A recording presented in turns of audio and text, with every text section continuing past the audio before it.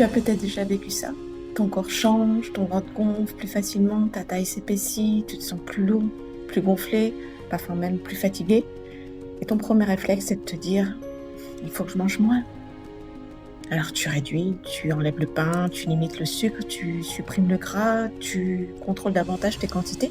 Et pourtant, au lieu de te sentir mieux, tu te sens parfois encore plus tendu, plus fatigué, plus irritable, plus obsédé par ton corps. Et si le problème n'était pas seulement dans ton assiette? Et si à la ménopause, le fait de manger moins pouvait parfois envoyer à ton corps un message de stress supplémentaire? Bonjour, je m'appelle Séverine Lévy, je suis coach certifiée spécialisée dans l'accompagnement des femmes hypersensibles et hauts potentiels. Et dans ce podcast, je t'aide à mieux comprendre ton fonctionnement pour ne plus vivre ta sensibilité comme un problème, mais comme une information précieuse pour toi. Aujourd'hui, on va parler d'une erreur fréquente chez beaucoup de femmes hypersensibles à la préménopause et à la ménopause. Penser que la solution, c'est forcément de manger moins. Parce que oui, quand le corps change, c'est très déstabilisant. Tu peux avoir l'impression de ne plus le reconnaître, tu peux faire comme avant, manger la même chose, bouger autant et pourtant voir ton corps réagir différemment. Et là, très souvent, tu te juges. Tu te dis que tu manques de discipline, que tu devrais faire plus attention, que tu devrais être plus strict, que tu devrais reprendre le contrôle. Mais chez la femme hypersensible ou au potentiel, le corps ne fonctionne pas uniquement avec une logique de calories.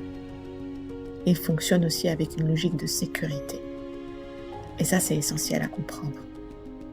Quand ton système nerveux est déjà très sollicité, quand tu dors moins bien, quand tes hormones fluctuent, quand tu es plus réactive au stress, ton corps peut interpréter certaines restrictions comme une menace. Pas parce qu'il est contre toi, pas parce qu'il veut te saboter, mais parce qu'il cherche à te protéger.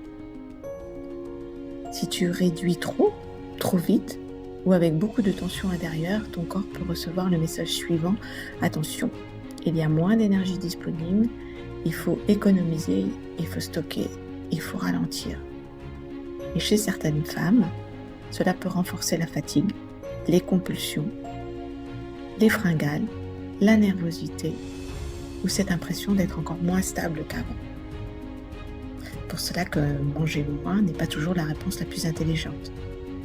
Parfois, la vraie question n'est pas comment est-ce que je peux me restreindre davantage, mais plutôt comment est-ce que je peux aider mon corps à se sentir plus en sécurité. Et là, tout change. Parce qu'on ne parle plus de punir ton corps, on parle de l'écouter autrement. On ne parle plus de le forcer, on parle de le réguler. Cela peut passer par des repas plus stables, par suffisamment de protéines, par moins de grignotage chaotique, par un rythme plus régulier, par un sommeil mieux respecté, par une réduction du stress autour de l'alimentation. Parce que ton corps, il n'a pas seulement besoin de moins, il a souvent besoin de mieux, de plus de stabilité, de plus de sécurité, de plus de cohérence. Et c'est encore plus vrai quand tu es hypersensible, parce que ton système nerveux capte tout, et beaucoup. Il réagit vite, il absorbe les tensions, et il peut passer très rapidement en mode alerte. Alors si en plus tu ajoutes de la restriction, de la culpabilité, du contrôle permanent et de la peur de grossir, ton corps ne reçoit pas un message d'apaisement, il reçoit un message de pression. Et c'est peut-être là que se trouve une clé importante pour toi. À la préménopause ou à la ménopause, tu n'as pas besoin de te faire la guerre. Tu as besoin de comprendre que ton corps traverse une période de transition, une période où il demande peut-être moins de brutalité, moins de contrôle rigide, moins de « je dois absolument perdre » et davantage de stabilité, de soutien et de respect.